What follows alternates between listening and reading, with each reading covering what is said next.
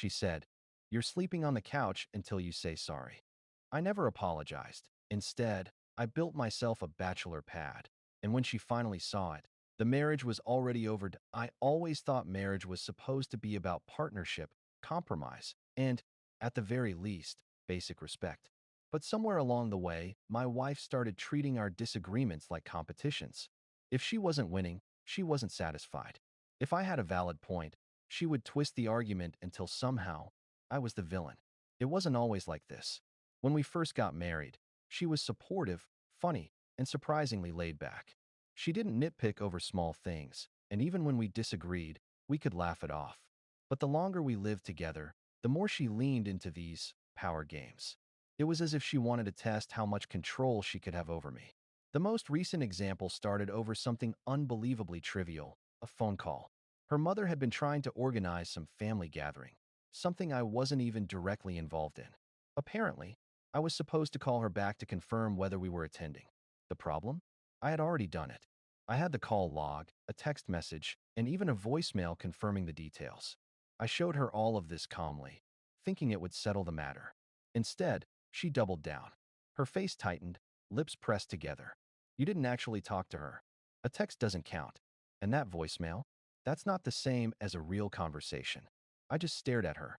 "So, what you're saying is, even though I literally confirmed, you're mad that I didn't do it in the exact way you wanted?" She crossed her arms, clearly searching for a way to maintain the upper hand. Finally, she shot back with, "You're just being difficult. You know what? You can sleep on the couch until you're ready to apologize." At first, I laughed. I honestly thought she was joking. We were adults, married adults, at that. Who even says something like that outside of a bad sitcom? But she didn't crack a smile. She just stood there, arms crossed, looking at me like she had handed down some kind of royal decree. "You're serious," I said flatly. "Dead serious," she replied. "Maybe a few nights on the couch will remind you how to treat me with respect." That was the moment something clicked in me. I realized this wasn't about the phone call. It wasn't even about respect. It was about control. She wanted me to bend, to apologize for something I hadn't done wrong, just so she could feel like she'd won. I could have argued. I could have shouted, slammed doors, or demanded she stop being ridiculous. But instead, I just grabbed a pillow, a blanket, and said, "Okay." That single word seemed to catch her off guard. She was expecting resistance, maybe even a fight. What she got was compliance, but not in the way she wanted. That first night on the couch wasn't too bad. Sure, it wasn't as comfortable as our bed, but it was quiet. No nagging, no passive-aggressive sighs, no cold shoulder under the covers. Just silence. For the first time in a while, I actually slept soundly. The next morning, she came into the living room with a smug little smile. "Ready to apologize?" she asked, like a teacher waiting for a student to admit they cheated on a test. "Nope," I said simply, folding the blanket. "Didn't do anything wrong." Her smile faltered. Day 1 turned into day 2, then 3. Every morning, the same question. Every night, the same smugness fading into irritation. By the end of the week, she wasn't smiling anymore. "Seriously?" she snapped one evening as I set up my blanket on the couch again. "You're really going to keep this up?" "I told you," I replied evenly. "I'm not apologizing for something I didn't do. If you want to keep me on the couch, fine. But I'm not lying just to soothe your ego." Her jaw clenched. She stormed off to bed without another word. By the second week, I could feel the power dynamic shifting. She thought the couch punishment would break me, that I'd crawl back into bed with an apology just to restore peace. Instead, it had the opposite effect. I was fine. More than fine. I was rested, relaxed, and oddly free. The couch had stopped feeling like a punishment. It was starting to feel like an escape. And by the third week, I was no longer just tolerating it. I was actively embracing it. That's when I decided to take things a step further. If she wanted me out of the bedroom, then fine, I'd make a space of my own. Something better than the couch. Something permanent. I started eyeing the unused guest room at the end of the hall, already imagining what it could become. She thought she had me under her thumb. What she didn't realize was that her little punishment had just handed me the key to my independence. By the start of week 3, the couch had stopped feeling like a punishment and started feeling like mine.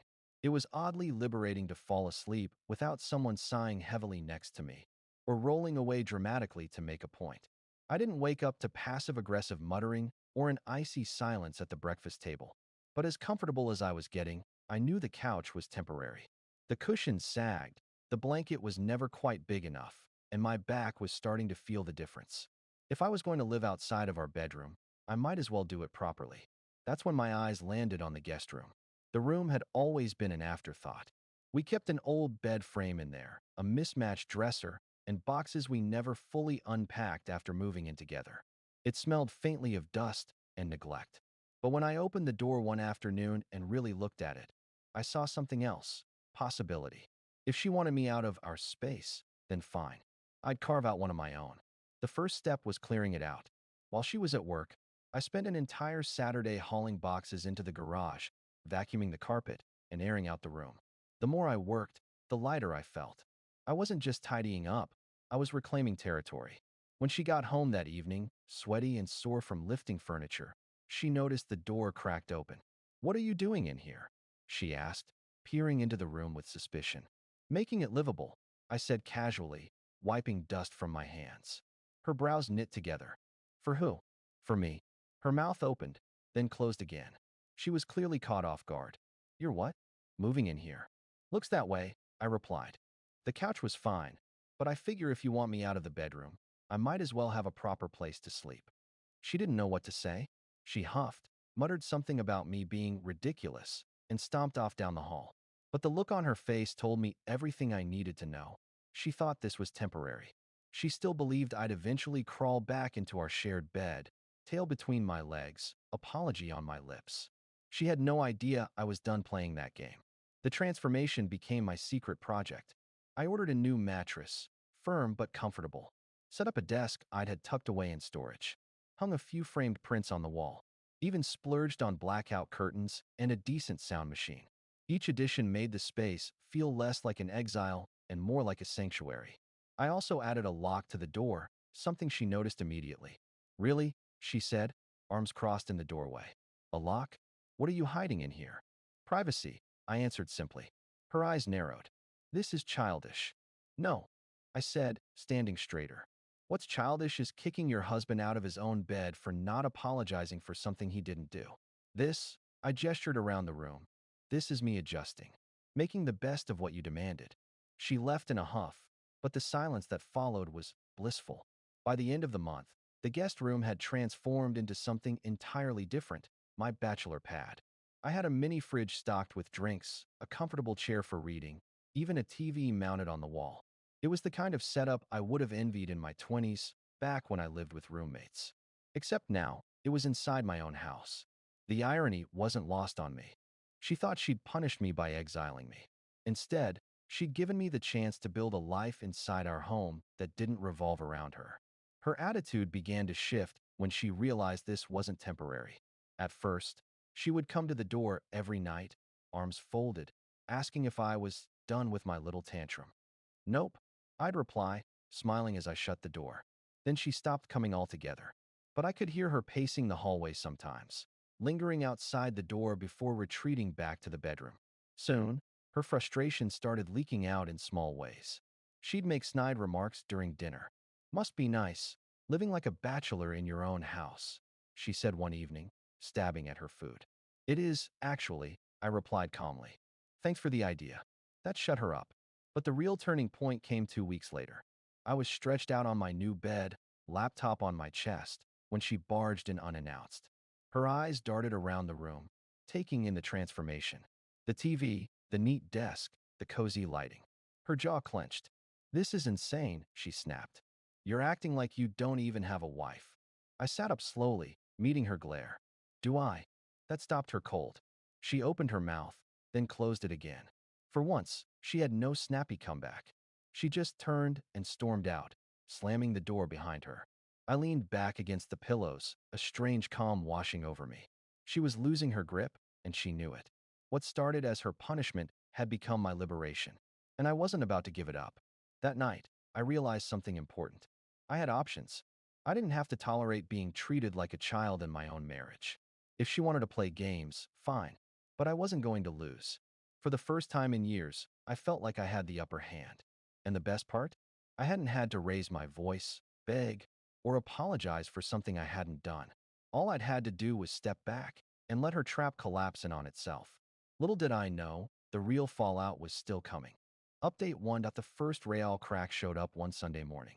I was sitting at my desk in the guest room, coffee in hand, scrolling through my emails. She knocked once, then pushed the door open without waiting for my reply. She was dressed up, hair curled, makeup done, the whole 9 yards. "I thought we could go to brunch," she said, too brightly. "That new place downtown. Just us." It was the first olive branch she'd extended in weeks, and the performance was almost comical. I took in the way she lingered in the doorway, the nervous shift of her weight from one foot to the other. "Brunch sounds nice," I said evenly, "but I already made plans." Her eyes flickered. "Plans? With who?" "A couple of friends. Guys from work." She blinked, processing this new reality. Me, having a social life outside of her. "Oh," she said finally, trying to mask her irritation. "Well, maybe next time." I nodded, sipped my coffee, and turned back to my screen. She closed the door quietly, but not before I caught the flash of anger in her eyes. That was just the beginning. Over the next couple of weeks, her demeanor shifted completely. The same woman who had exiled me to the couch was suddenly lingering in the kitchen when I cooked, sitting beside me on the couch while I watched TV, even laughing too loudly at things that weren't funny. But the most telling change was her jealousy. One night, she cornered me in the hallway. "You're really spending a lot of time in that room," she said, voice low and sharp. "What exactly do you do in there all night?" I raised an eyebrow. "You mean in my room?" Her jaw tightened. "Don't call it that. It's the guest room." "Not anymore," I said, brushing past her. She grabbed my arm. "Are you seeing someone?" I looked down at her hand, then back into her eyes. "Why does it matter?" Her grip loosened immediately. She stepped back, mouth opening and closing like she wanted to speak, but couldn't. For once, she had no script prepared. Her attempts at control began unraveling further. One evening, while I was reading in bed, she knocked on the door, and this time, she actually waited. "Can I come in?" she asked softly. I shrugged. "Sure."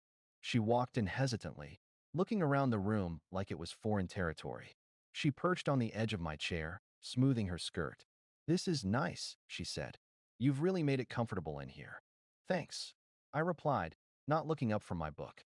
A long silence stretched between us before she finally blurted, "I miss you." I closed the book slowly and set it aside. "Do you?" Her eyes darted away. "Of course I do. It's just, I was upset before. I wanted you to understand how serious I was. I didn't mean for this to get out of hand."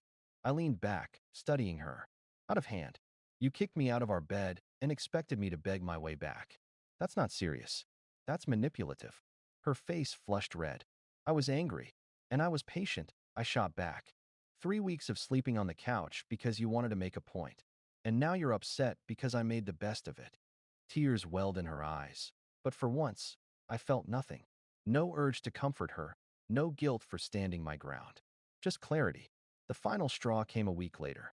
We were at dinner with some mutual friends, and she tried to slip back into her old role, the dominant, witty wife who always had the last word. But when one of the guys asked how the couch life was treating me, I smiled and said, "Oh, I'm not on the couch anymore. I moved into the guest room. Best decision I ever made." The table laughed, and for once, not at my expense. They peppered me with questions about my man cave, and I described it proudly, enjoying the way she squirmed beside me. She didn't say another word all night. When we got home, she exploded. "You humiliated me in front of everyone," she screamed. "No," I said calmly, loosening my tie. "You did that yourself the moment you thought punishing me would make me crawl back." I just told the truth. Her face twisted with rage. "Do you want a divorce? Is that what this is about?" I paused, meeting her gaze. "I want respect. If you can't give that, then maybe divorce is the only option." For the first time since this whole mess began, she looked scared. Not angry, not smug, scared. And that's when I knew the balance of power had shifted.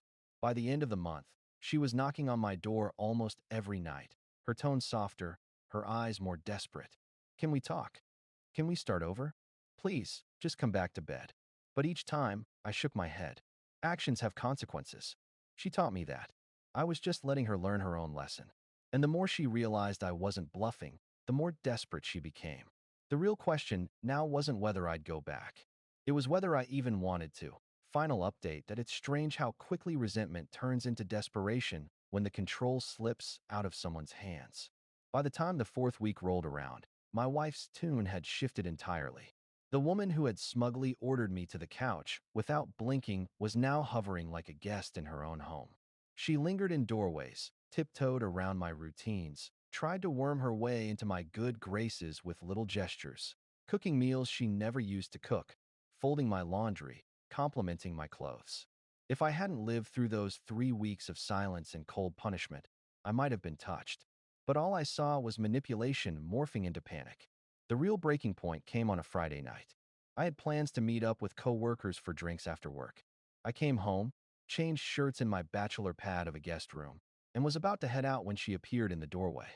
"You're going out?" she asked, voice brittle. "Yeah," I said simply, adjusting my watch. "With who?" "Friends," I replied. Her face twisted. "You never go out this much." "Not without me." I met her eyes. "That's because you used to make me feel like I needed permission. I don't anymore." Her lips parted like she was going to argue. But nothing came out. She just stood there, frozen, while I grabbed my jacket and walked past her. When I got home later that night, the locks on the master bedroom door were gone. She'd had them removed.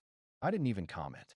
I just went straight back into my room, shut the door, and slept like a baby. The following week, she tried a new tactic, begging. One night, I was brushing my teeth when she appeared in the mirror behind me. Her eyes were red-rimmed, her hair a mess. "Please," she whispered. "Please just come back to bed. I can't do this anymore." I rinsed my mouth, set the toothbrush down, and turned to face her. "You know what's funny?" I said softly. "When you banished me to the couch, I told myself, don't give in. Don't apologize for something you didn't do. I thought it would be hard, but it wasn't. Not once. Because the second I stopped chasing your approval, I realized I didn't need it. I don't need you to validate me. I don't need to beg for space in my own house." Tears spilled down her cheeks. "I was wrong. I know I was wrong. I just wanted you to understand." "Understand what?" I cut in. "That respect in this marriage only runs one way. That you can punish me like a child and expect me to crawl back? That's not a partnership. That's a power trip." She sobbed, reaching for my arm, but I stepped back. "I can forgive mistakes," I continued, "but I can't forgive a pattern. And this wasn't the first time you tried to pull something like this. It's just the first time I didn't roll over." Her hands dropped to her sides. She looked small, defeated, like the air had gone out of her. I walked past her, back into my room, and shut the door. The next morning, I called a lawyer. I wasn't impulsive about it. I'd been thinking it over for days, maybe weeks, turning the idea around in my mind like a stone in my pocket. But that moment in the bathroom, her crying, me realizing I felt nothing but clarity, that was when I knew the marriage was over. When the papers were finally served, she acted blindsided. "You're divorcing me?" she gasped, clutching the envelope like it was burning her hands. "Yes," I said calmly. Her voice cracked into a high-pitched shriek. "Over a fight? Over one fight?" "No," I replied. "Over a marriage where my worth was measured by how quickly I caved to your demands. Over years of you thinking respect was optional, but obedience was mandatory. Over you forgetting that I was your husband, not your child." She broke down sobbing on the kitchen floor, but I didn't bend. It took a few months for everything to finalize. The house was mine. I'd bought it before we were married, so it wasn't community property. She packed up her things, moved into an apartment near her sister's, and stopped calling after the second month when I didn't return a single voicemail. The silence was liberating. I kept the guest room exactly as I'd made it, though I moved back into the master bedroom eventually. The desk, the bookshelves, the little slice of independence I'd carved out for myself. I left it all there as a reminder. A reminder of the day I stopped apologizing for things I didn't do. A reminder of the day I realized respect isn't begged for, it's expected. A reminder that my marriage ended the moment my wife decided punishment was her love language. The funniest part? Months later, mutual friends told me she'd been telling people I abandoned her over something small, that I was cruel for not forgiving her. I didn't bother defending myself. People can believe whatever story helps them sleep at night. But the people who mattered, the friends who saw me come alive again, the coworkers who noticed the change in my confidence, even my family who quietly admitted they'd never liked how she treated me, they all knew the truth. I didn't lose a marriage. I shed a cage. And if you asked me now whether I'd ever let someone send me to the couch again, I'd laugh. Because the guest room taught me something she never could. I don't need permission to respect myself.